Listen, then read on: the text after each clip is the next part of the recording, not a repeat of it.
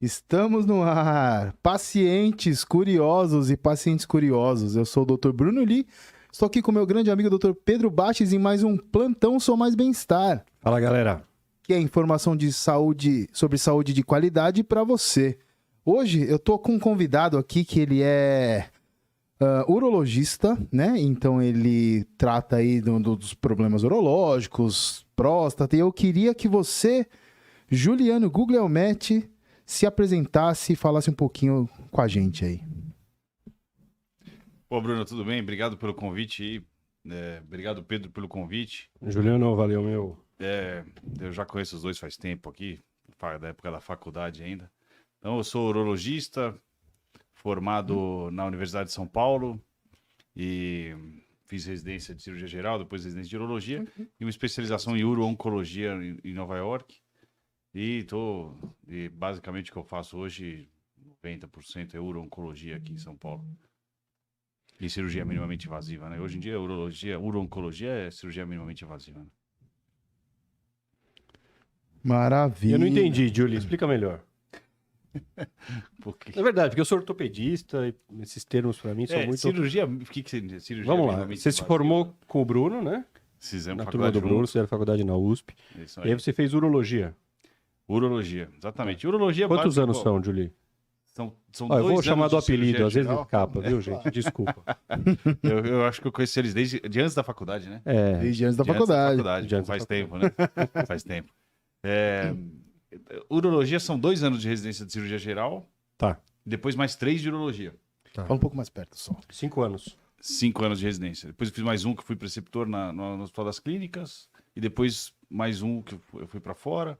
Então, um tempinho, né? 8 anos, 7 Fala, anos. Um fala. tempinho. E vem cá, o que o urologista trata mais, assim? Qual a área de atuação dele? A urologia, apesar das pessoas acharem que urologia é só tratar de homem, é uma área ampla, né? Aliás, muito ampla, porque a gente trata desde o rim, ureter, bexiga e o trato genital masculino. Então a gente, obviamente, não trata do trato genital feminino, quem faz isso é o ginecologista. Mas então você vai tratar de questões urinárias, cálculo no rim, infertilidade, câncer, né? Então câncer de rim, câncer de adrenal, câncer de ureter, bexiga, próstata, testículo, pênis, tudo isso daí. Então, isso aqui é um assunto que eu descobri no meio da faculdade, conversando com um senhorzinho que ele tinha uma banca de jornal do lado da Atlética, lá da Medicina USP. Aí eu tava andando lá um dia e falei, poxa, faz tempo que eu não vejo o senhor, né? O senhor tá sumido? O que aconteceu? Ele virou pra mim e falou, ó, deixa eu te contar. Sabe o que eu tive? Eu tive câncer no pênis. Eu falei, nossa, eu não sabia que existia isso. E aí eu fiquei sabendo que existe câncer no pênis. E fala um pouco sobre isso. Qual é a causa do câncer no pênis? Eu fiquei chocado. Bom, câncer de pênis é um câncer endêmico no Brasil, que o Brasil é uma das maiores incidências de câncer de pênis do mundo. Basicamente está relacionado com má assistência médica, higiene inadequada. Então é muito raro em país desenvolvido, né? Então, é essa questão da higiene inadequada aí, né? Porque você... Colocando em miúdos, assim, você tem câncer no pênis porque você não lava o... Como é isso? Na O verdade, Bruno já começou existe deixando uma o Juliano bem, bem confortável. Não, Você já deixou esse é um- confortável. É uma coisa que eu escutei Então, não sei lá, lava o pênis, vai, fala aí. escutei há anos e não que sai da minha acontece? cabeça. É uma loucura. Assim, existe alguma associação com HPV, igual no câncer de colo uterino feminino, mas não é tão forte a associação. Câncer de colo uterino, praticamente todos são associação com HPV de alto risco. Pra quem não sabe, o HPV HPV é aquele vírus que dá verruga. é um vírus Pode que... dar verruga na pele, verruga na Um mão, pouco mais perto. verruga no pênis, pode dar uma verruga, uma espécie, uma verruga no colo uterino, que isso vira um câncer.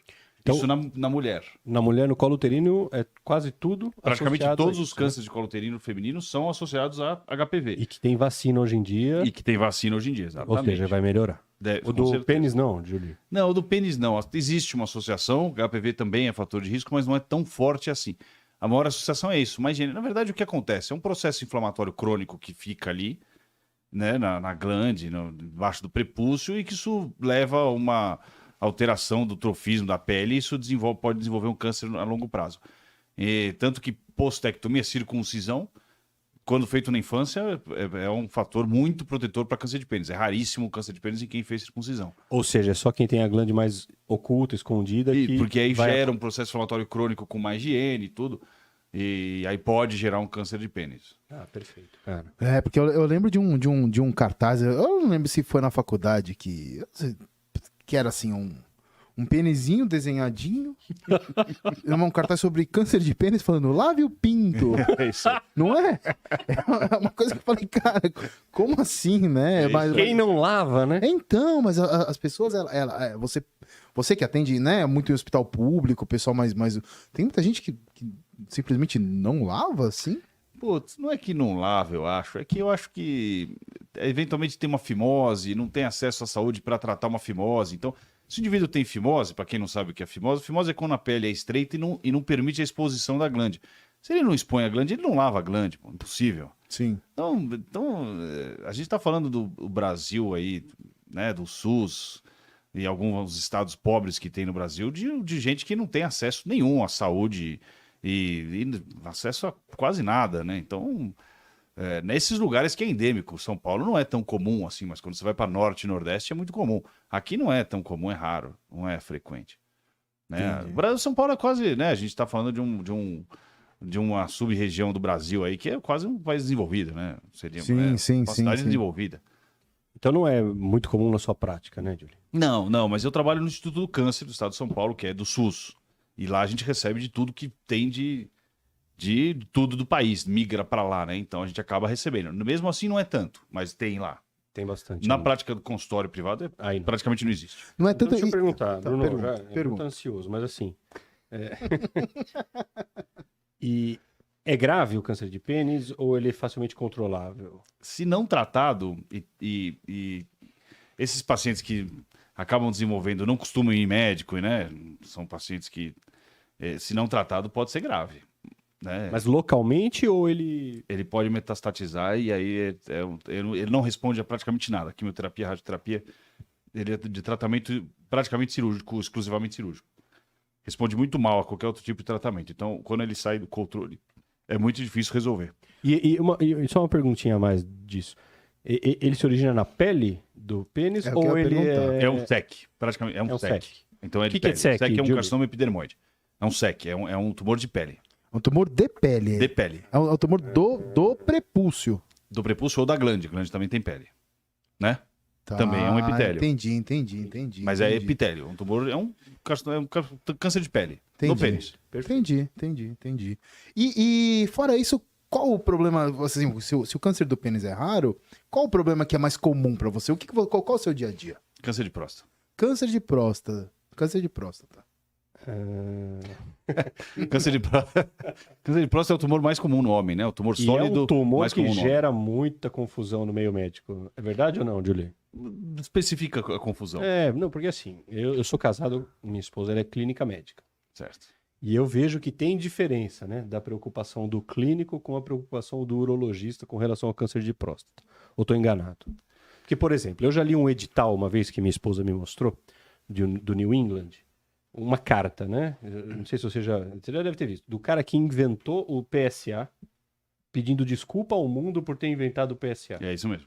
E aí? Como assim? Então, assim, vou explicar. Mas explica o que é PSA, Eu vou explicar. Vende seu peixe, Julie. Perfeito. PSA é o seguinte: PSA é uma enzima produzida pela próstata que é excretada junto. A próstata é um órgão que faz órgão genital masculino, faz parte da reprodução, certo? Certo. Então a próstata tem por função, ela produz mais ou menos 90% do sêmen, certo? Tá. E o resto do sêmen? Mais ou menos um pouco vem do testículo, Fala perto. do testículo do epidídimo, Tá. né? Mas 90% vem da próstata. E então, o PSA é uma enzima produzida pela próstata que atua no sêmen, certo? Tá. Uma parte desse PSA acaba sendo reabsorvido e cai na corrente sanguínea. Então a gente consegue medir Entendi. PSA Então, na corrente sanguínea. na produção do sêmen, o PSA Isso, vai no sêmen. Então, se você dosar PSA no sêmen, é altíssimo. estouradíssimo. Isso. Um pouquinho desse PSA Vai pro volta sangue. para o sangue e Perfeito. a gente consegue medir. O único tecido do corpo que produz PSA é o tecido prostático. Então, quando ele inventou o PSA ia ser ótimo para a gente monitorizar o tratamento do câncer de próstata depois de tratado. Perfeito. Porque a hora que você tira a próstata... Não pode mais ter PSA. Exatamente, perfeito. Só que aí o que as pessoas viram? Que o tumor de próstata, ele produz PSA, mas como ele é uma glândula mal formada, porque o câncer, ele tende a ser parecido com o tecido original, mas ele é mal formado. Perfeito. Então ele produz PSA, mas não excreta o PSA. Então ele consegue fazer com que o PSA seja muito mais reabsorvido. Então, os médicos viram que quando o indivíduo tem um tumor de próstata, o PSA tende a subir mais do que quando ele tem um tecido normal prostático. Veja, se o indivíduo tem... Uma próstata normal tem 20 gramas, certo? Então você espera um PSA até X, vai. 1,5, 2. 20 gramas é um pão de queijo. Acho que sim, 20 gramas. É isso aí, pequeno. Próstata pode chegar em 200, 400 gramas. Tá. Meio quilo de próstata. Eu já operei próstata de 400 gramas, que é uma manga, pô. Uma manga. Sim. Aí é uma próstata gigante. Sim. Então você não imagina que essa próstata vai ter um PSA de 2, certo? Sim, claro que não. Então a próstata, à medida que ela vai crescendo ao longo da vida, o PSA vai subindo junto. Perfeito. Certo? O problema é que quando você tem um câncer, ele produz... A quantidade de PSA que sobe no sangue é muito maior do que você esperaria para o tamanho da próstata. Entendi. Então, o PSA começou a ser usado para rastreamento de câncer de próstata. Então, você dosa o PSA no indivíduo e aí você mais ou menos estima um risco dele ter um câncer de próstata e parte para outros exames com base no PSA. Problema, muita coisa faz subir PSA. Se você andar a cavalo, sobe seu PSA. Se você tiver relação sexual, sobe seu PSA. Se você tiver uma prostatite, como inflamação na próstata, sobe muito o PSA. Então, o indivíduo que descobriu o PSA, ele acha que o PSA nunca deveria ter sido usado para rastreamento. Para rastreamento, entendi. E aí, então, ele fez essa carta se desculpando por ter descoberto o PSA. Porque ele acha que foi desvirtuado o uso do PSA. Ah, entendi. Entendeu? E o que você acha disso? Veja, tem estudo já muito bem feito, prospectivo, randomizado, publicado, onde pegou população que fez rastreamento de câncer de próstata com PSA, mais toque retal, depois eu converso sobre toque retal e tudo, mas e a outra população que não fez rastreamento, você diminui mortalidade por câncer de próstata significativamente nos indivíduos que fazem rastreamento. Então, é meio que indiscutível hoje fazer ou não rastreamento. Existia um estudo no passado... O que é o rastreamento? Rastreamento é isso. Rastreamento é você fazer um teste, um exame, no caso do câncer de próstata, toque retal mais PSA, você fazer um exame para detectar o tumor antes dele ter qualquer sintoma, certo? Tá. Para você fazer um tratamento precoce. Esse é o rastreamento. Sim. Igual rastreamento de câncer de colo uterino, que a mulher faz um Papa Nicolau. Câncer de sim. mama, a mulher faz uma mamografia. Sim. Né? Câncer de próstata, você faz PSA mais toque retal. Então, tem estudo bem feito, mostrando um estudo sueco, que pegou uma população grande, que fez rastreamento num grupo, no outro não, e que diminuiu a mortalidade por câncer de próstata. Então, salva a gente fazer rastreamento, certo? Existe um estudo americano que tentou fazer a mesma coisa, mas o estudo tem uma série de problemas, porque no grupo que não era para fazer rastreamento, eles fizeram rastreamento, só não foi um rastreamento tão bem feito, e que nesse estudo não mostrou benefício. Então, por um tempo, existiu uma questão de se deveria ou não fazer rastreamento, mas assim, é meio indiscutível. Deve ser feito um rastreamento. Se precisa ser todo ano com PSA e toque retal, essa é a questão. Talvez não. Emendando nessa questão, tem um seguidor nosso aí, chama Neto. Ele é lá de Belém do Pará. Ele serviu comigo quando eu tava lá na Amazônia. Ele serviu comigo e ele mandou essa pergunta.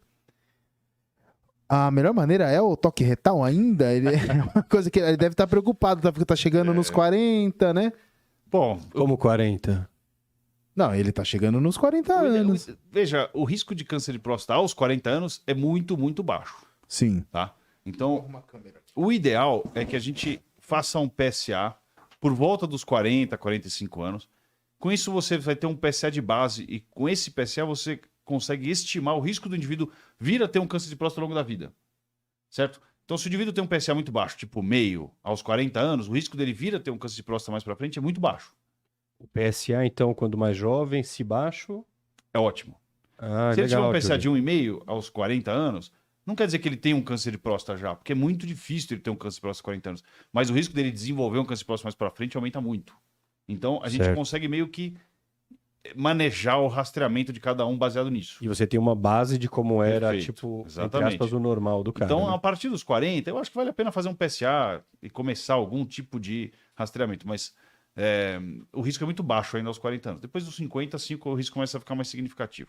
Então, em relação ao toque retal é uma pergunta interessante.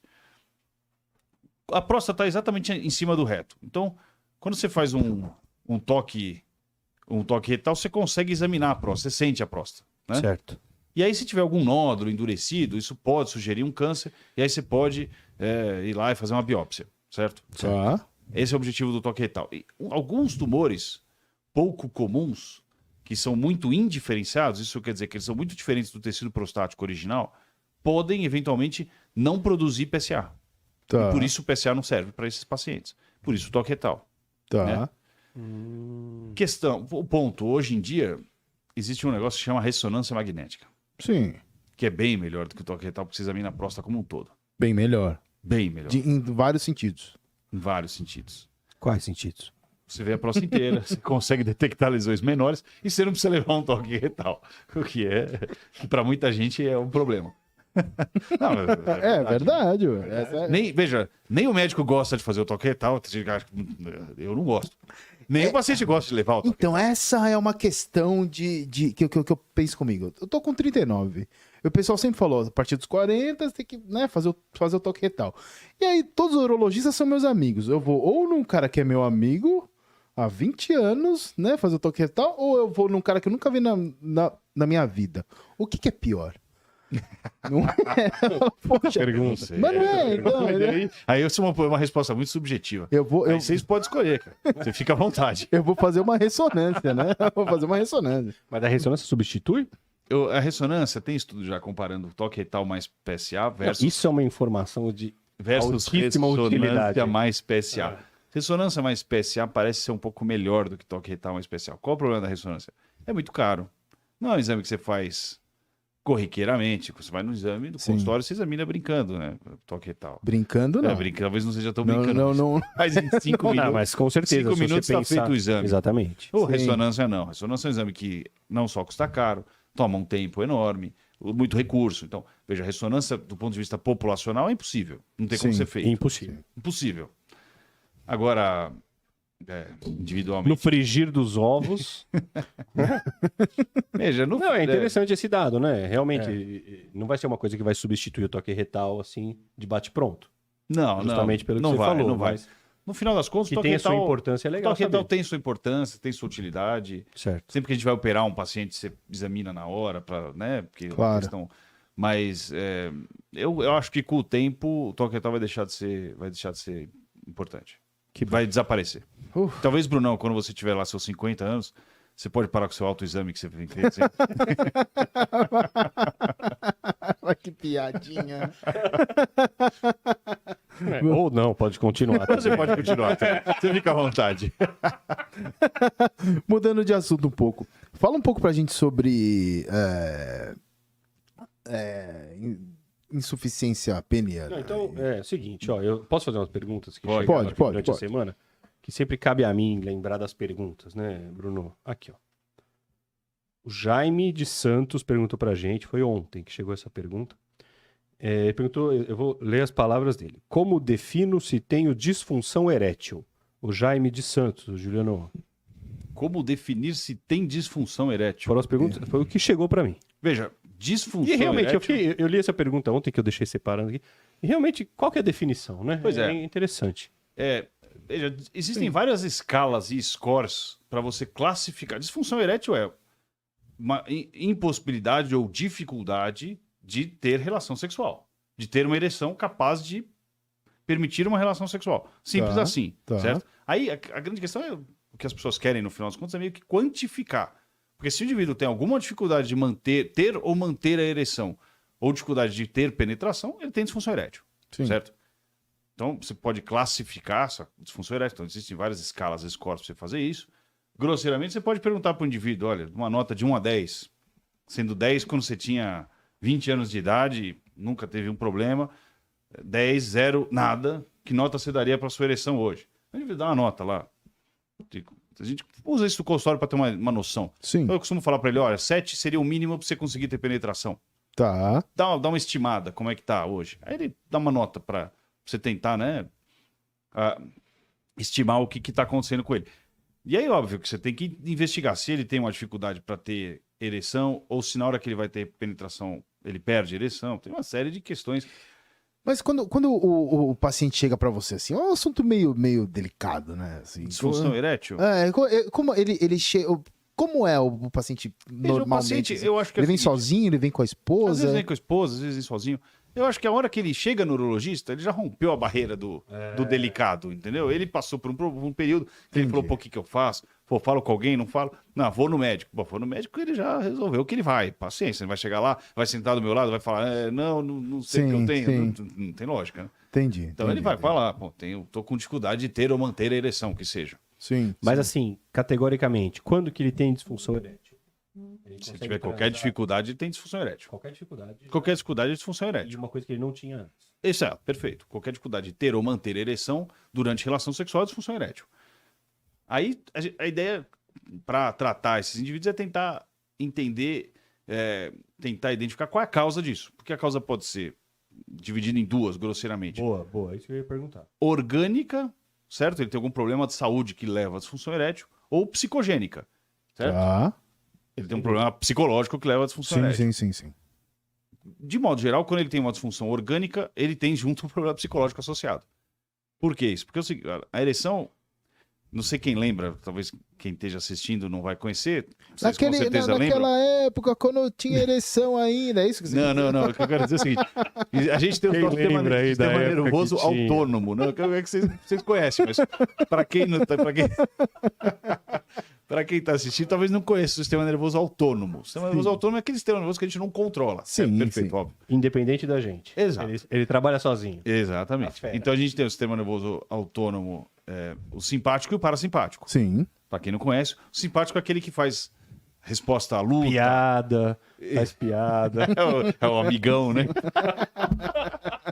Então, simpático é aquele que te deixa agitado, né? Então, se de repente você tá andando na rua, vem alguém te assaltar, na hora sua pupila dilata, sua frequência Adrenalina, cardíaca... o pessoal te conhece por adrenalina, sua né? frequência cardíaca aumenta, você tá preparado para correr, lutar, sei lá eu. Sim. O parasimpático é aquele que te deixa calmo, tranquilo, né? Você Sim. deita no sofá e fica tranquilo lá. Então, quem faz a ereção é o parasimpático. Tá. Certo? Entendi. Então, quem faz para ter ereção, o que faz ter ereção é o corpo cavernoso. Dentro do corpo cavernoso tem uma série de vasos e músculo. O músculo relaxa, enche de sangue e aquilo ali bloqueia o retorno venoso, porque as veias passam na parte periférica do corpo cavernoso e o sangue não volta, então ele fica duro, certo? Perfeito. Então, esse é assim que funciona a ereção. Então, o parasimpático faz com que o músculo liso relaxe e aquilo encha de sangue e faça a ereção. Tá. O simpático faz exatamente o inverso. Ele contrai a musculatura lisa e o sangue vai embora. O simpático é o que faz a ejaculação. Ou seja, a hora que o indivíduo tem o orgasmo e ejacula, ele perde a ereção. Perfeito. Esse é o normal. Um indivíduo de 20 anos consegue não perder? Pô, às vezes consegue. Mas não é o habitual. O habitual é perder a ereção depois da ejaculação, né? Então, por que eu digo que o que é o psicogênico? Basicamente, aquele indivíduo... Estressado. Isso. Se ele tiver uma hiperativação do sistema nervoso simpático durante a relação sexual, Caraca, ele vai Diego. perder a ereção. Lógico. Óbvio. Não tem como. É inevitável. E o que faz o indivíduo ficar com o sistema nervoso simpático hiperativado? Se ele ficar ansioso, inseguro, preocupado, qualquer coisa assim, pum, já era.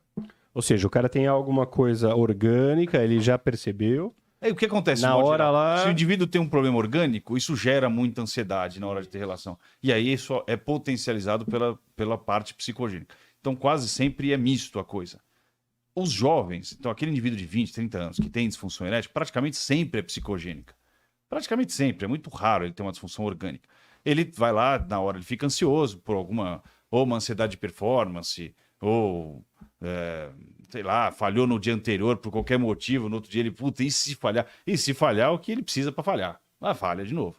E aí, Perfeito. essa é uma disfunção erétil psicogênica, né? Entendi. Obviamente, o tratamento vai ser diferente. Se ele tem um problema orgânico ou se ele tem um problema psicogênico. Mas existe a só psicogênica, então. É muito comum. É o mais comum, talvez. Mas depende da faixa etária, vai. Disfunção erétil, doença? Depende da faixa É etária. mesmo? Se pegar um indivíduo jovem, o mais comum é psicogênico, praticamente sempre. O indivíduo mais idoso, que tem hipertenso, diabético, aí esse é o orgânico, né? Então eu vou te perguntar uma coisa que fala bem do dia a dia da gente hoje. A pandemia gerou muita impotência. Não, que a pandemia tem em todas, né? A pandemia tem todas. O cara é mais estressadão ali na pandemia, com acho medo que do vírus.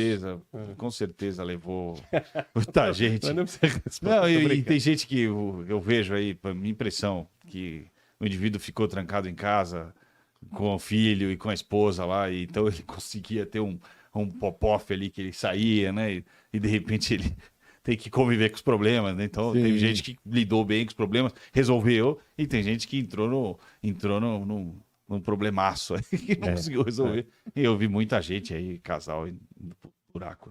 Terrível, né? Putz. Essa pandemia, vou te contar. Hoje eu acabei de ver a notícia, né, para dar uma informação positiva aí, que caiu quase 80% de internação aqui em São Paulo em UTI, leito normal, Não, ótimo, graças a Deus. Vacina, né? Vacina funcionando. ajudando aí. E quais são as modalidades de tratamento para impotência? Para impotência? Então, primeiro você tem que tentar... Medicamentosos e não medicamentosos. Então, a vamos primeira coisa é tentar entender qual é o problema, certo? Se o problema é psicogênico, Sim. você pode até tentar algum remédio, mas veja, o remédio vai ser uma espécie de uma muleta, né? Você não está Tá. tratando a doença de base, você está tratando o sintoma. O problema de base dele é a ansiedade, que seja, vamos supor, Sim. né? Então, não vai resolver o problema. Acho que aí o tratamento é mais ele se conscientizar, que não é psicológico, tentar entender exatamente o que está acontecendo, ou às vezes uma ajuda especializada. Tem um monte de psicólogos especializados nisso que são bem eficientes. Se a questão é orgânica, aí certamente um tratamento medicamentoso ajuda. O que tem de tratamento medicamentoso principal, basicamente? Viagra, né? Viagra e similares, Uhum. eles inibem uma fosfodiesterase. Basicamente, o que eles acabam promovendo é um relaxamento extra da musculatura lisa do corpo cavernoso. São remédios que foram inventados para tratar pressão. O Viagra foi inventado para tratar pressão. Ele faz um relaxamento arterial. Sim. Então, eles achavam que ia diminuir a pressão. Eles começaram a dar para um... Acharam que ia diminuir, mas subiu. Não, diminui a pressão. Só que o que Pressão, Bruno. diminui... Pressão. A pressão sistêmica diminui, mas Sim. o que aconteceu? Eles começaram a dar para um monte de paciente, né, de mais idade, que eles queriam tratar a pressão e viram que tinha um efeito muito mais vantajoso do que baixar a pressão, porque remédio para pressão tem 1 bilhão, Sim. né? Então eles viram que, pô, em vez de baixar a pressão, o indivíduo tinha uma ereção. Falou, opa, isso aí a gente tem... Foi o mesmo inventor da finasterida. Não, é porque, O cara tinha uma ereção, crescia cabelo. não, porque antes não Remédios são esses. existia remédio nenhum pra isso, né? Existia já antes Existia, é. injeção. Meu Deus, não. Injeção local Injeção. no pênis. Mas Meu calma, Deus. até hoje a gente usa bastante. Você... Como assim? Calma, vou chegar lá. Nossa, então, tá. Segue sua linha, Bruno, eu tô ansioso. Calma, Brunão, você tá longe disso ainda. Espero eu, pô. Não, ele sempre tenta filar uma consulta. Impressionante. Eu conheço faz tempo, pô. Então, o Viagra ele foi inventado para tratar a pressão. Descobriram que o Viagra era muito mais eficaz para promover uma ereção, porque ele tem uma predileção por receptores ali da região, né, peniana. Então, ele promove um relaxamento arterial, muscular liso, e isso faz com que dê ereção, facilita. Ele é um facilitador da ereção, Tá. certo? Então, ele não faz ter ereção sozinho. Se você tomar um Viagra e ficar assistindo o jogo de futebol na TV, não serve para nada, não acontece nada. Então, a hora que você tem um estímulo, ele facilita a ereção, certo? Sim. Então, para o indivíduo que tem alguma dificuldade de ter ereção, ele às vezes tem uma ereção normal. Ou vai ter uma ereção melhor, Sim. certo? Então, esse é o objetivo. Todos os remédios parecidos com Viagra, Cialis, Levitra, tudo a mesma coisa. Tudo tem diferenças em relação à molécula, ou seja, tempo de duração, quanto tempo você tem que tomar antes, quanto tempo ela vai continuar atuando, mas no mesmo princípio. Tá. E aí, só que eles têm alguma limitação, não é faz qualquer um ter ereção. Quando esse não funciona, o que a gente tem de remédio é uma injeção. Você vai lá e aplica uma injeção dentro do pênis, Meu Deus que é um do céu. vasodilatador potente. Esse funciona independente de você querer ou não. Se você ficar assistindo jogo de futebol, funciona. Mas a pessoa se auto-aplica? Exato. Ou ele pode combinar com a esposa e a esposa aplicar, pô, não sei, cada um faz do jeito que quiser. É tipo aquele cara que a esposa amarra ele na cama. Talvez ela aplique mais fácil, né? Ela pode ir lá aplicar. Mas como é esse treinamento de uma... Essa é uma boa pergunta. Porque não é Isso é bem interessante. muito porque sangue frio, né? isso realmente depende do indivíduo. Veja, o treinamento não é difícil. Ele vai no consultório um dia, você ensina ele a aplicar. Mas a taxa de abandono da injeção é muito maior em quem fica independente e não vai mais no médico, entendeu? E quando a gente pega indivíduos que continuam indo no médico, testando se está aplicando direito, tudo, a taxa de abandono é muito menor. Funciona, é muito eficaz. Mas assim, ele não vai fibrosando o pênis ali? Não vai Pode, dando... se ele aplicar no lugar errado, pode começar a gerar placa e machucado, mas se ele aplicar direitinho, de modo geral, não. Tá. Não, pro pessoal que tá em casa, então, como aplica? Bom, você tem que colocar uma agulhinha, uma agulha de insulina Mas em pequenininha. qual parte? Como? Você aplica na lateral, mas aí não dá pra mostrar aqui, não tem como explicar isso. Mas é na Fala mais, base? É na da base, glande, na base? lateral, você não pode aplicar nem em cima nem embaixo, porque embaixo tem uretra, lá em cima tem vasos. Então é na lateral do pênis, na base do pênis, tem que colocar a agulha inteira para chegar dentro do corpo cavernoso. Jesus de Nazaré. Nossa senhora, meu Deus. Mas é o mais eficaz. É bem mais eficaz do que o remédio comprimido via oral. Mais Tá. eficaz, porque qual é o ponto? A hora que o comprimido passa a não funcionar, alternativa, prótese peniana. Tá. Então eu tenho uma pergunta aqui. Perfeito. Posso fazer?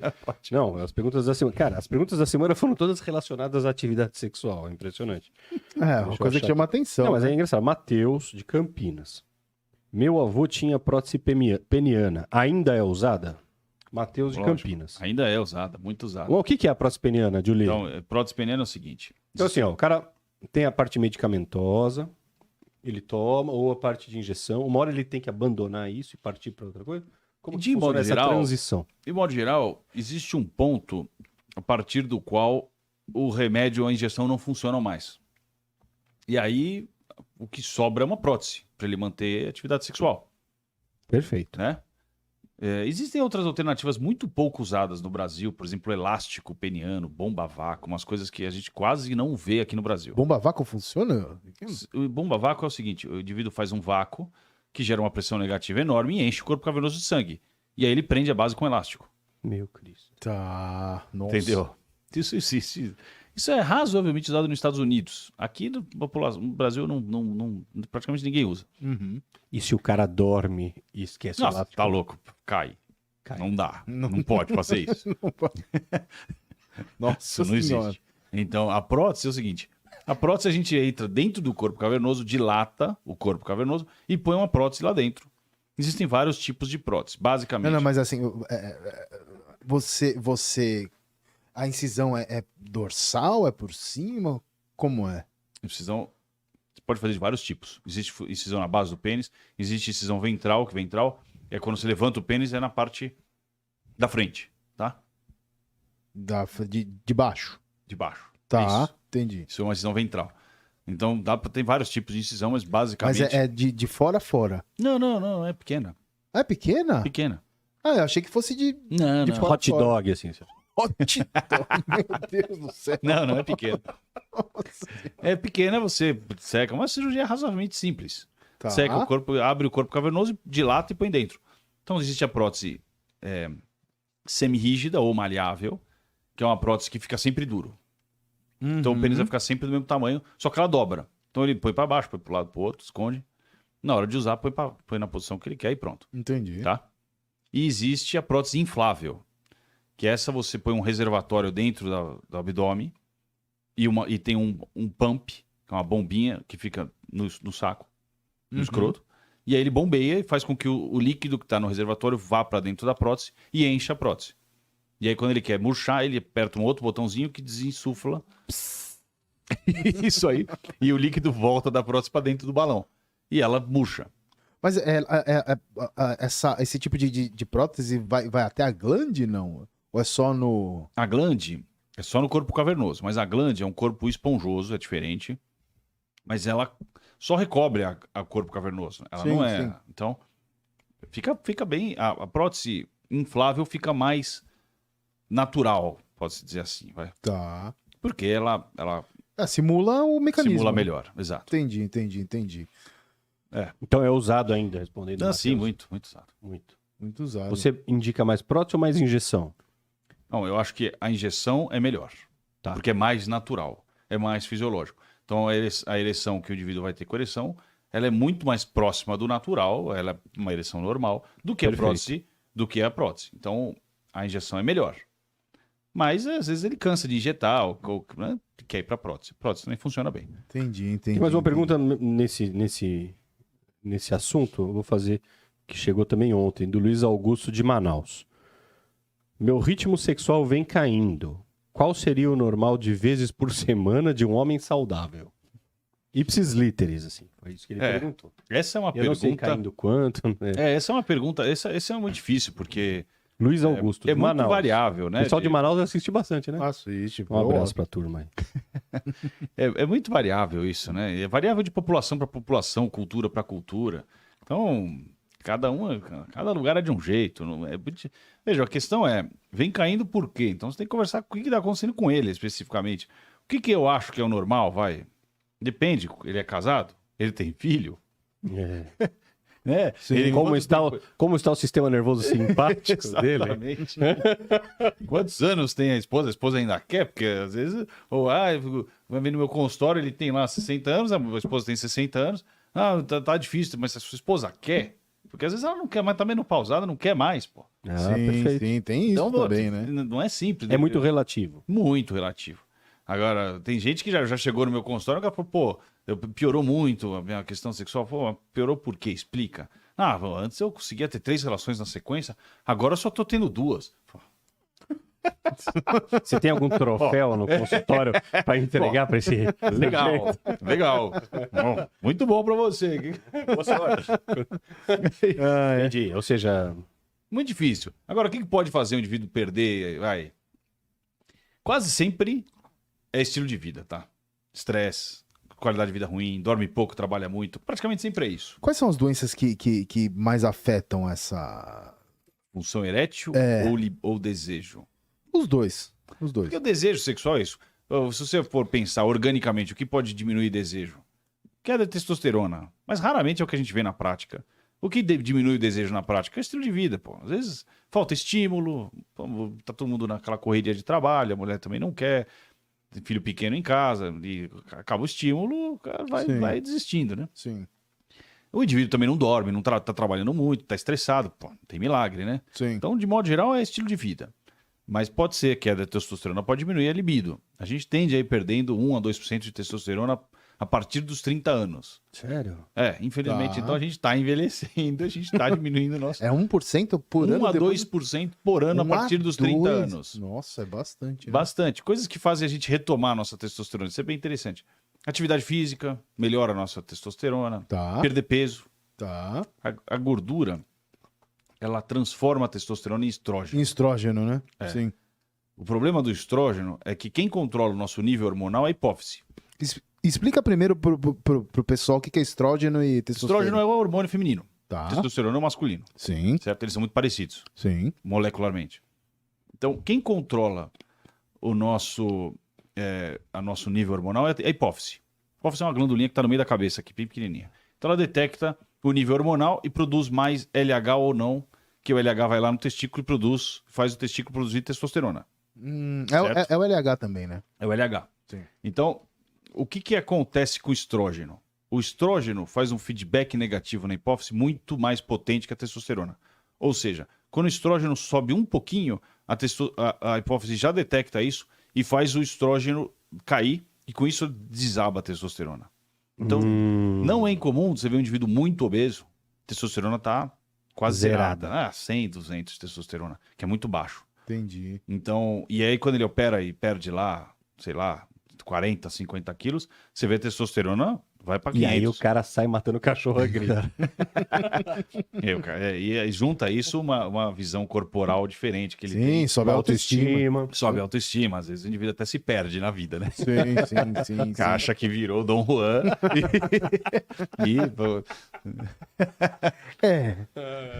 Tem que aproveitar, né? Tá magrinho. Vai ter que aproveitar, mas pô, sei lá, né? Bom, às vezes o indivíduo tem mais coisa por trás. Às vezes tem uma família, né? O cara se perde. Sim. Mas então, perder peso é muito bom. Se o indivíduo perder uns 10% do peso, ele tende a ganhar uns 10 a 15 anos de testosterona. Porque o estrógeno dele cai, a testosterona sobe bastante. Entendi. Fazer atividade física, perder sensacional. peso, estilo de vida, no final das contas. As pessoas vão no médico tentando achar o elixir ali pra ficar jovem, Sim. fortão, bonitão, mas não tem milagre. Tem remédio? Tem. De modo geral faz mal. Você pode ir lá tomar uma testosterona? Pode. Vai lá na academia, toma testosterona, fica fortão. Faz mal, óbvio. Nossa, puxando esse assunto, teve uma vez que eu tava conversando com o Uro, essas conversas de centro cirúrgico assim, ele me falou que... Porque assim, quando a gente tava na faculdade, tem o pessoal que começa a tomar bomba, usar testosterona. E aí você vê que muitos desses, depois que fica velho, engordam muito, né? E aí ele me disse que desde do primeiro ciclo, você já inibe de forma irreversível um pouquinho já a produção de testosterona. É verdade isso? Não. Eu imaginei, que nem cachorro castrado, né? Você castra o cachorro, Mas já o que engorda. acontece, vai? Quando várias pessoas fazem, de modo geral, eles fazem alguma reposição de testosterona que vai inibir, de fato, a sua hipófise, vai detectar se seu nível hormonal subiu, vai parar de produzir LH. Seu testículo para de funcionar. Existem outros remédios que vão fazer com que a sua hipófise produza o LH. Continue produzindo LH. Então, o que as pessoas fazem, de modo geral, nesses ciclos de anabolizante, é que o indivíduo combina os remédios. Então, ou ele faz antes uma testosterona, depois ele faz uso do outro remédio que vai fazer o testículo não parar de funcionar. Então, ele faz uns ciclos de modo que isso não aconteça. Isso é um ciclo bem feito. Tem gente que vai lá e injeta lá uma testosterona de cavalo, vira um troglodita e obviamente, o testículo atrofia. Né? Então, dá para fazer isso. Mas atrofia permanentemente? Sim, se atrofiar, você vira uma uva passa. Meu Deus. O testículo. Isso, atrofia mesmo. Então dá pra fazer isso, mas veja, é raro, muito raro isso acontecer. Quanto tempo uma pessoa tem que fazer uso de anabolizante assim pra ter uma atrofia dessas permanente? Eu acho que alguns meses, um ano aí já é possível atrofiar. Uns meses a um Mas veja, ano? é raro. Eu sou totalmente contra a reposição de testosterona para anabolismo e tudo, mas tá cheio de gente que faz. Sim. Veja, as pessoas que estão fazendo, de modo geral, que eu vejo na prática, estão fazendo com alguma orientação. Então não estão tomando testosterona de cavalo injetável, Sim. entendeu? Mas mesmo assim tem efeito colateral. Pô. Testosterona não... Veja, Porque, a gente passou por milhões de anos de evolução para ter o nosso nível de testosterona. Claro. Você tem uma glândulazinha na sua cabeça que detecta o seu nível de hormônio e controla isso. É óbvio que seu nível de hormônio é normal, é 400, você leva para 900 mil, óbvio que isso vai ter efeito colateral. Então você aumenta o risco de uma série de outras doenças, aumenta o risco cardiovascular, óbvio que isso tem efeito colateral.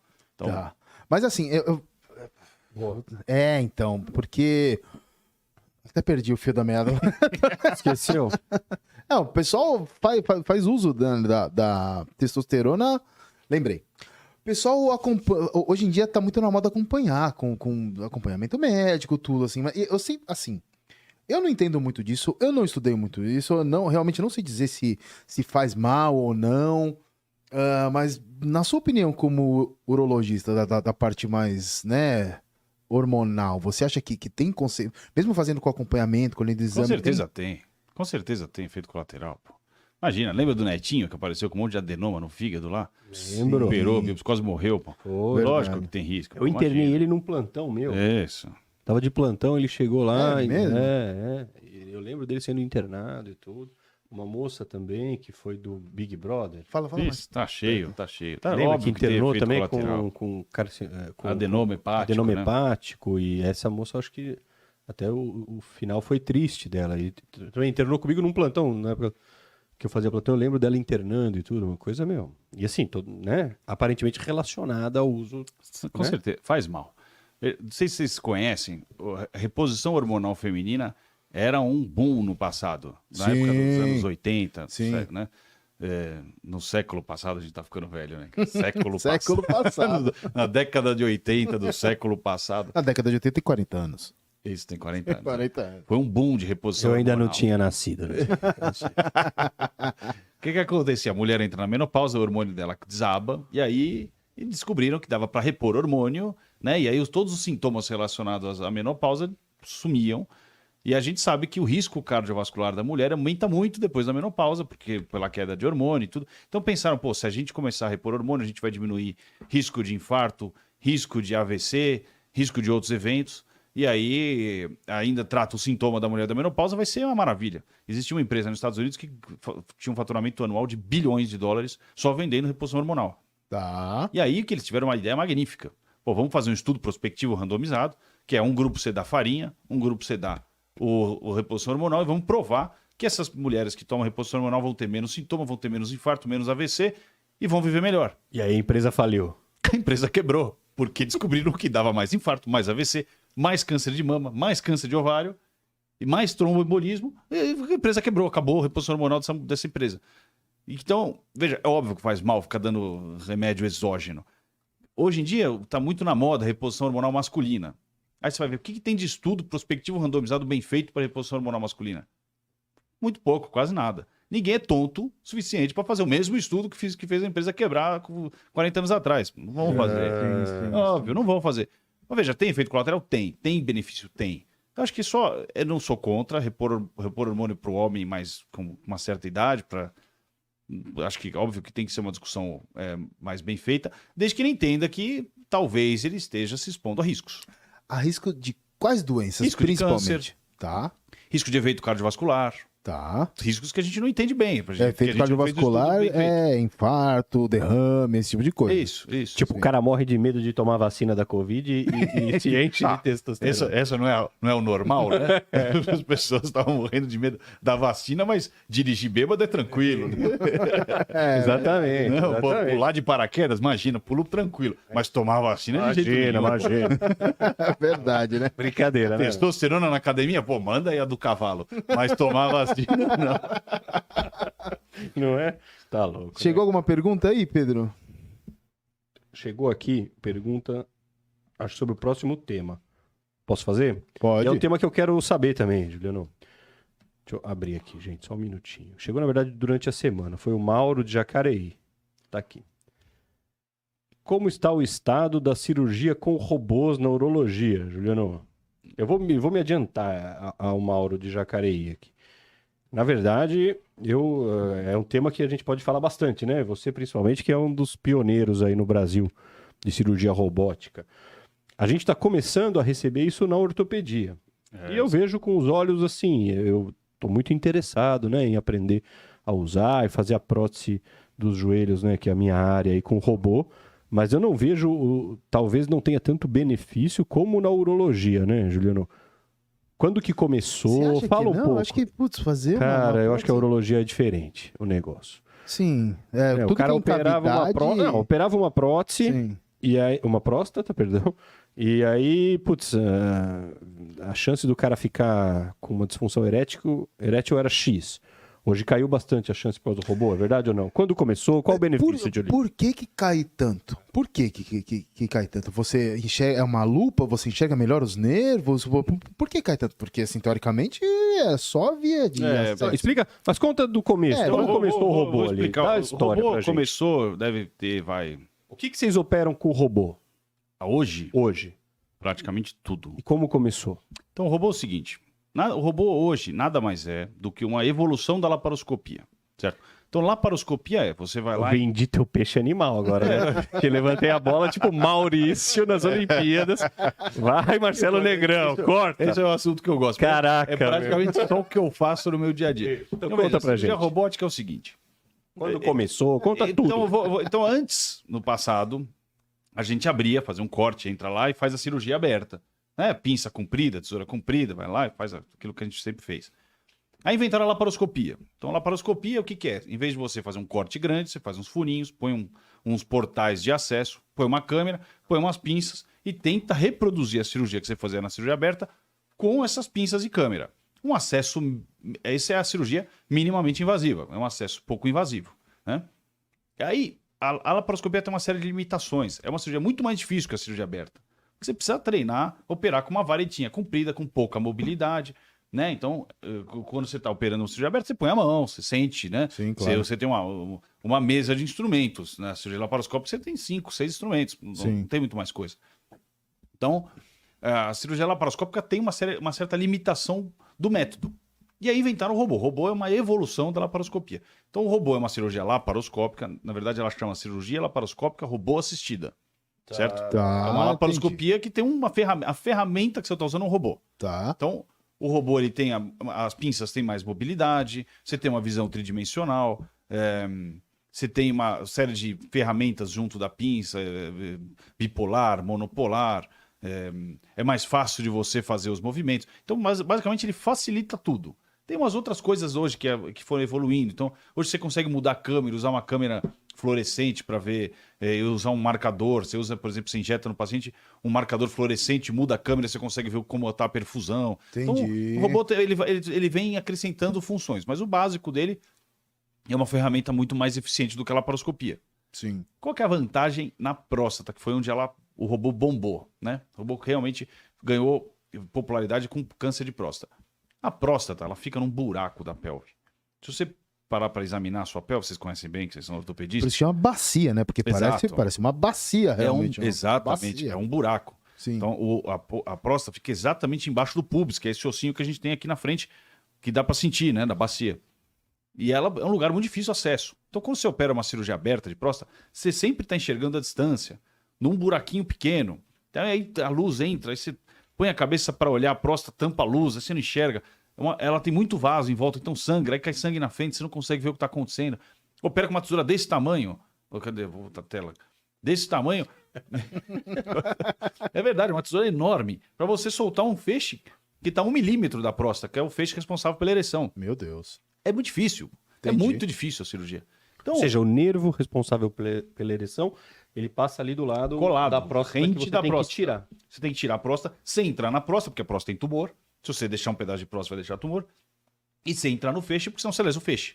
Então, é uma cirurgia delicada, é uma cirurgia difícil. Mesmo hoje, para quem é muito bem treinado, às vezes é uma cirurgia bastante difícil. E a cirurgia aberta era uma cirurgia limitada, não tinha como ser melhor. E aí veio o robô. Aí com o robô você consegue chegar com a câmera colado ali, você tem uma pinça pequenininha, você consegue regular seu movimento. Então, quando você está segurando o controle do robô, você mexe 3 centímetros, ele mexe 1.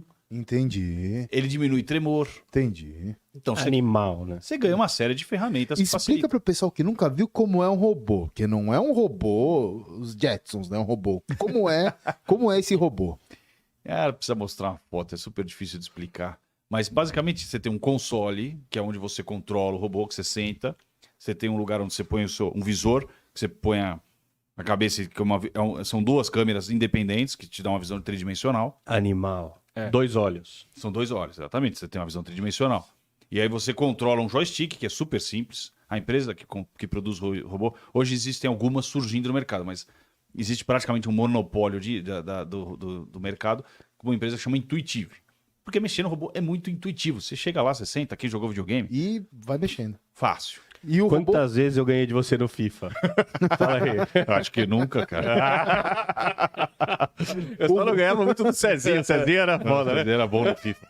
Mas eu nunca fui bom no FIFA mesmo. Pra quem nunca viu o robô, parece aqueles bracinhos do Matrix, né? Que ele entra ali... Mas ele é um negócio grande, se olhar por Claro, fora. claro, assim, claro. Mas por dentro são os bracinhos, é isso aí. Só uma Ah, pinça legal. laparoscópica com uma ferramenta melhor. Entendi. Qual era a porcentagem de disfunção erétil antes e agora? Na Pois prostatectomia, na retirada da próstata. Depende de vários fatores, tá? O que eu costumo dizer para as pessoas que vão operar câncer de próstata? A tendência é piorar um pouco a parte sexual, tá? Tá. Porque por mais que você vá lá, preserve completamente o feixe, só de cutucar o feixe, você tem um negócio que chama neuropraxia. O nervo para de funcionar temporariamente. E a ereção piora um pouco. Ela tende a melhorar, mas ela tende a piorar um pouco. Então, 30% mais ou menos dos pacientes vão ficar exatamente iguais. Exatamente iguais. Tá. Isso vai variar um pouco de idade para idade. Então, se o indivíduo tem mais idade, a recuperação é um pouco pior. Se o indivíduo é mais jovem, a recuperação é um pouco melhor. Se o indivíduo tem algum grau de disfunção erétil, a recuperação é um pouco pior. Então, óbvio que... Mas, grosseiramente, 30% dos pacientes vão ficar exatamente iguais. Tá. Certo? A grande maioria vai piorar um pouco. Tá. Se a gente consegue preservar o feixe bilateralmente, dos dois lados, você preserva bem o feixe, e às vezes a gente não preserva propositalmente, porque pode ter tumor Tem saindo tumor da próstata nele, né? e invadindo o feixe. Então você não tem como preservar o feixe, senão você vai deixar tumor. Então, quando a gente preserva o feixe bilateralmente bem preservado, a chance desse indivíduo continuar potente depois de um ano é de mais ou menos 90%. Tá, O que ótimo. é muito bom. Claro. Mas quando a gente diz que o indivíduo é potente, não quer dizer que ele está igual a antes. Porque Tá. 30% vai ficar igual a antes. Certo? Quer dizer que ele vai conseguir ter relação, na maior parte das vezes, tomando ou não remédio. Tá. Certo? Mas assim, ele perde a potência porque perde a sensibilidade? Ele para de sentir o pênis? não. A sensibilidade fica exatamente A igual. sensibilidade fica igual. O que ele perde é um pouco de ereção. Que loucura. E pra ele, assim, pra pessoa que sente, ela tá igual, né? Assim, ela sente o pênis, tudo, sente né, Normal, o toque, normal. mas ele não funciona. Não funciona tão bem. Caramba. Veja, o resultado hoje é muito melhor. Então, a pergunta, comparando como era no passado. É difícil dizer isso. Se você for olhar na literatura, os estudos que comparam, a gente tem um estudo muito interessante que a gente fez no Instituto do Câncer, no estado de São Paulo, que a gente fez um estudo prospectivo randomizado, é o segundo estudo que existe no mundo, só tem um estudo australiano, prospectivo randomizado, que é bem feito, quer dizer, um grupo foi operado de cirurgia aberta, foi sorteado para cirurgia aberta, outro grupo foi sorteado para cirurgia robótica, nesse estudo australiano. O problema do estudo australiano, eram 2 cirurgiões só, um fazendo robô e um fazendo aberta. O cirurgião que fazia a cirurgia aberta era um indivíduo extremamente experiente na Austrália. Isso faz um tempo já, ou seja, a gente estava comparando a cirurgia aberta, é uma cirurgia que tem 40 anos, Sim. 50 anos. É uma cirurgia com... Ou seja, existe uma curva de aprendizado ao longo do tempo. E o cara era monstro. E o cara era super experiente. E o cirurgião que estava fazendo a robótica era um indivíduo que tinha acabado de voltar dos Estados Unidos, tinha feito um treinamento lá, mas era ainda iniciante. Certo. E aí o resultado foi igual. Tá. Veja, como eu vejo isso. Claro. Foi bem melhor pro robô, porque o cara tinha acabado de começar a operar, pô. E ele conseguiu ter o mesmo resultado do cirurgião experiente. Animal. Me parece muito melhor. Mas, quando você olha na literatura, o resultado foi igual. Tá. A gente tem um estudo no ICESP, não saiu o resultado ainda, não foi publicado, tá? A gente já fez análise, vai ser publicado. E em off, adiantando aqui, é melhor. Highlights. Highlights, é melhor, é melhor. É melhor. Melhor, Roubando é muito melhor? é melhor.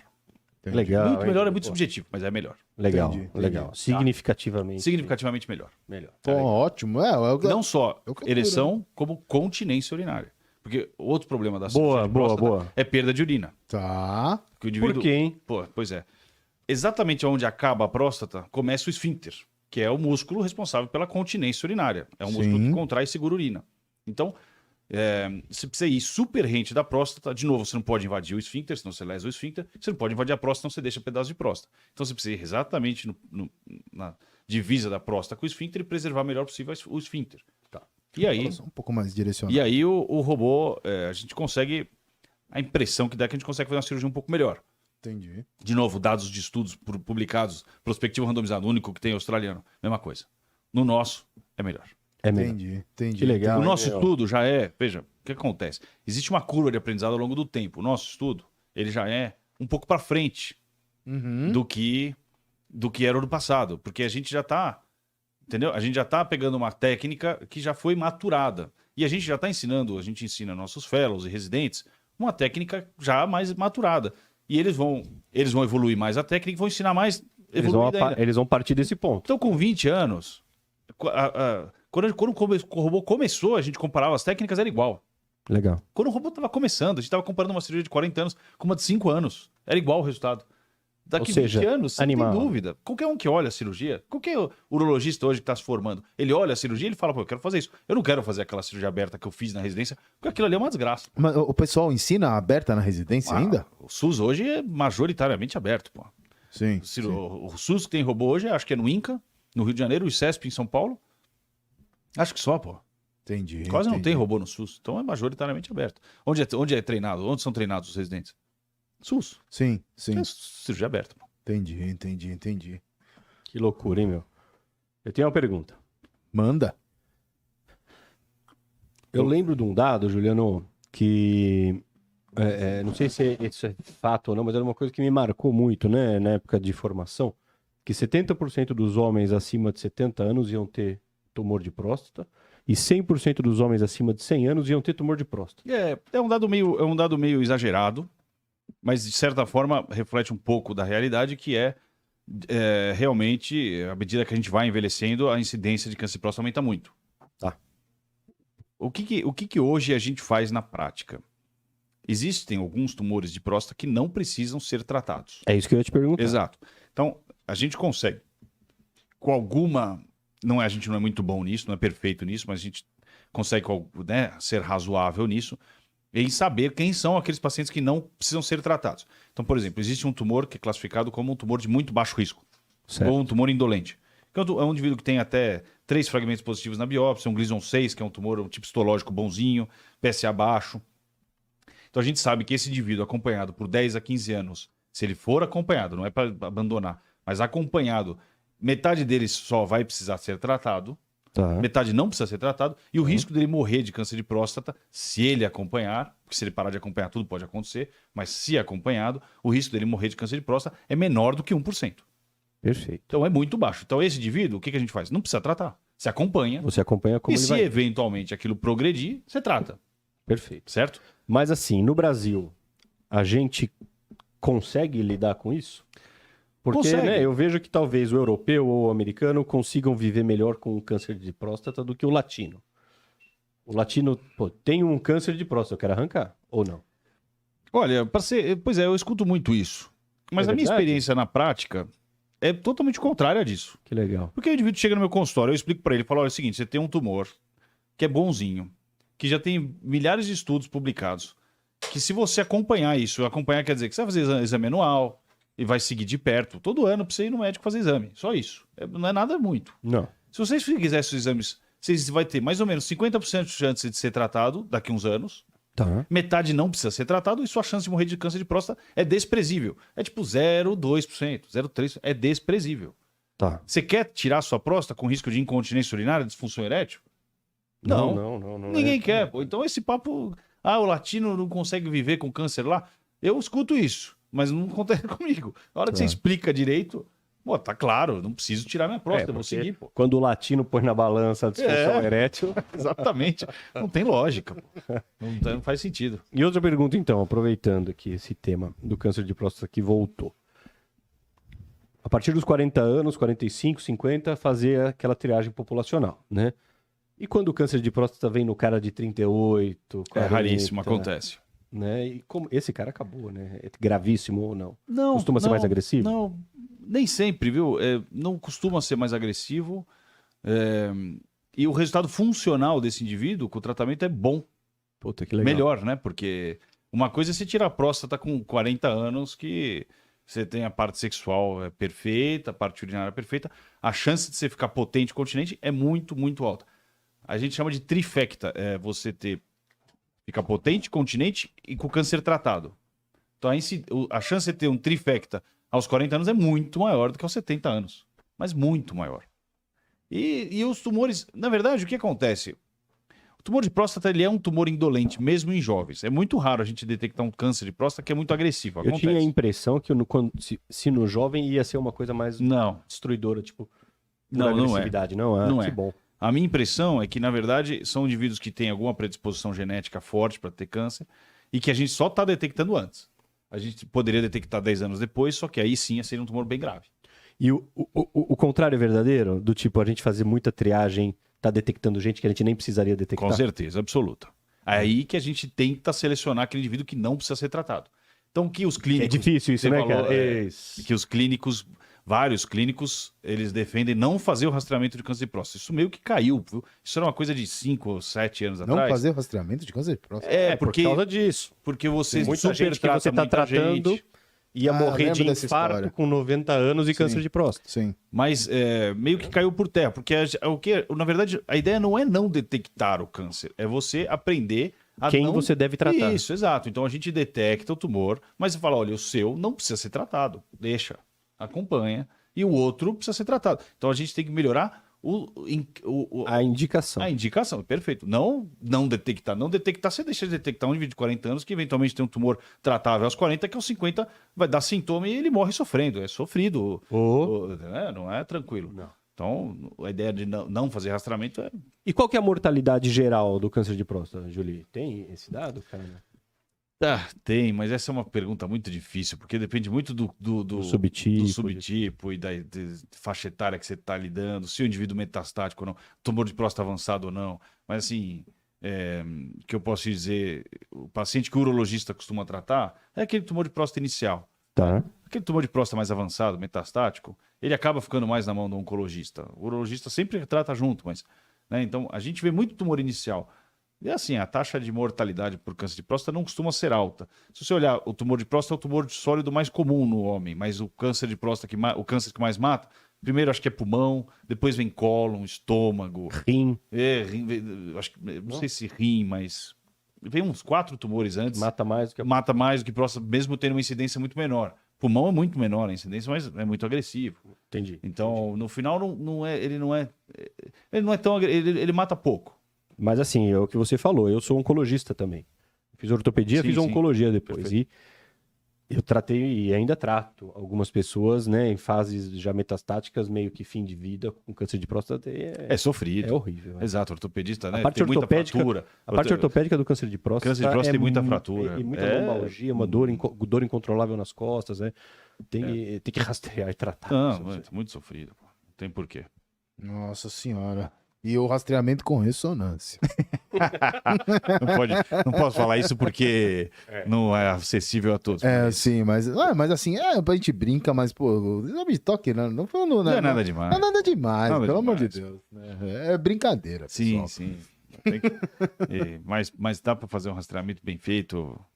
Então fala pra galera, Juliano, homem, quando ele começa a investigar? Então, a minha sugestão, faz um PSA ao longo dos 40, 45 anos. Com isso a gente tem um PSA de base que a gente consegue estimar mais ou menos o risco dele vir a ter algum problema mais para frente. Se ele tiver um PSA alto aos 40 anos, ele pode ter um câncer aos 40 anos. Então a gente eventualmente já vai atrás disso. Legal. Né? Toma direcionado. Então ele começa aos 40 anos e a gente vai, a partir dos 50, exame anual de preferência. E se ele tem um PSA muito baixo aos 50 anos, um risco de câncer de próstata baixo, não teria um familiar de primeiro grau com câncer de próstata, PSA baixo, tudo. Às vezes a gente consegue, você pode 2, 3 anos sem fazer exame, né? Não precisa. Veja, é que se eu falo isso às vezes para o paciente, ele passa 5, 7 anos sem aparecer. Certo. Então eu evito falar isso, mas a verdade é essa. A verdade é que ele poderia ficar 2, 3 anos sem fazer exame, dependendo do risco de cada um. Então a gente tem que estimar o risco de cada um. Mas é isso aí. Uma vez por ano, pelo Uma vez menos, por ano é vai. bom. Uma vez por ano fazer exame, acho que É isso. é prudente. Maravilha, maravilha. Tem mais alguma Não, pergunta? aqui encerramos, Bruno. Então, pô, papo acho que é isso, rendeu, né? Bom. Pô, então, quanto tempo a gente tá falando? Não, Uma hora. são 7 horas já. Tá. Poxa, Boa. Eu vou fazer Faz a sua fala. vou fazer minha fala tradicional. Pegar o Juliano de calças curtas. Não, tô brincando. Aqui é o seguinte, né? Então, essa gravação que a gente faz, né? O Plantão Sou Mais Bem-Estar, Julie, ela é parte do nosso portal, né? A gente tem um portal de informação e qual que é o objetivo que a gente tem com tudo isso? Com o nosso portal de informação e com o plantão, a gente também tem o consultório Sou Mais Bem-Estar, que é um programinha que a gente grava individualmente aí, com assuntos corriqueiros do dia a dia. O objetivo da gente é levar informação de qualidade sob o ponto de vista de cuidados com saúde, prática de esporte, medicina, ortopedia, para a população em geral e de forma gratuita. Por quê? Porque a gente vive numa fase de desinformação violenta, né, cara? É um negócio perigoso. E eu acho que, assim, eu nunca fui muito animado, essa coisa de internet, eu sou meio tímido, o Bruno é mais assim. Mas eu acho que a gente enxergou há algum tempo atrás que tinha a necessidade de falar a verdade para a turma e levar informação bacana, legal. Tem um pouco de humor, a gente brinca e tudo, mas estamos levando quanta informação você não trouxe aqui que, putz, é super legal do pessoal ouvir.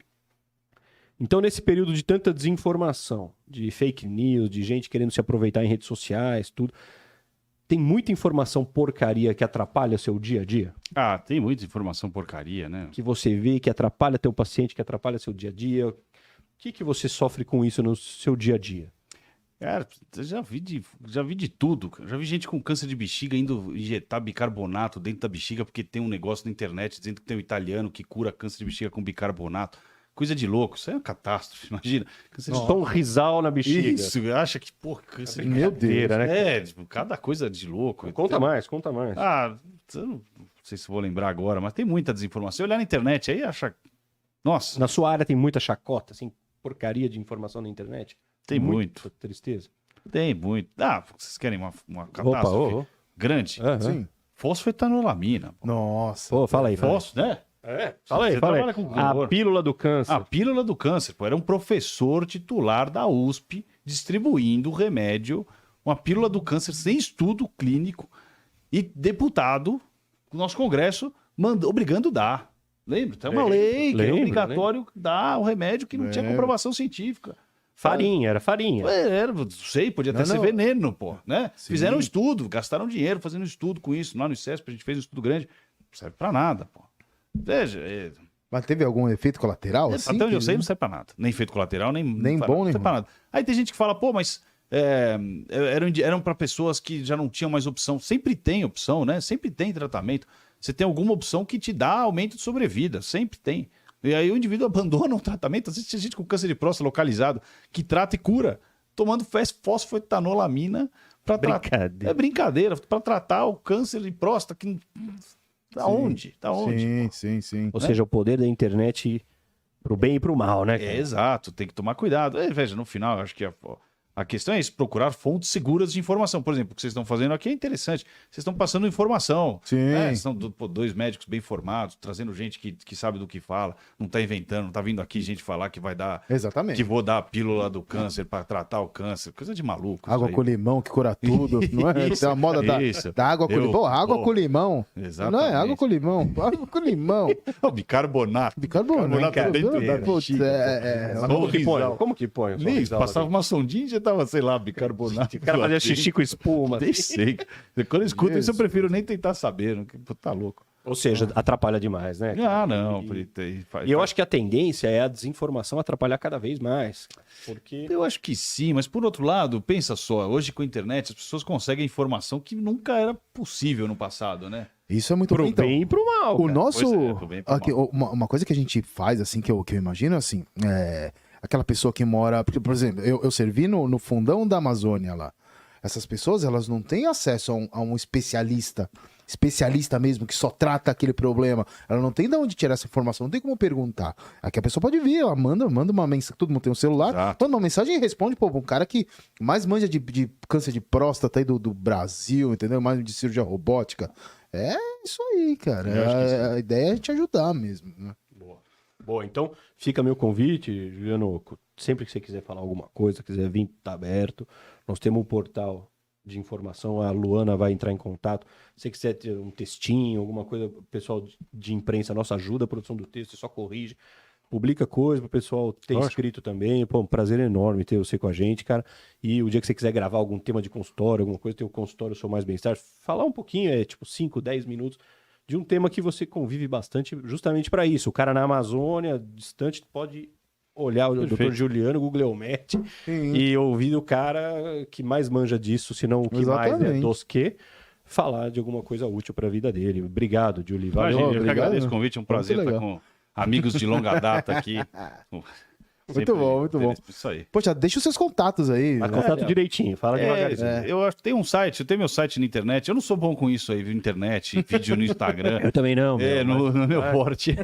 Não, mas deixa eu Mas contar eu pra tenho você. uma página que eu acho que chama Dr. Juliano Guglielmetti. Não, fala, soletra aí. Ah, eu não, Ó, eu não sei explicar. Eu não sei- G-I-U-L-I-A-N-O. Olha no Google aí, vê se é isso mesmo. Eu não tenho certeza, aqui, cara. eu vou olhar aqui. Putz vida. Cara, não sou Eu achei que eu era ruim. Não, Vamos ver normal, aqui. imagina. Não é meu forte.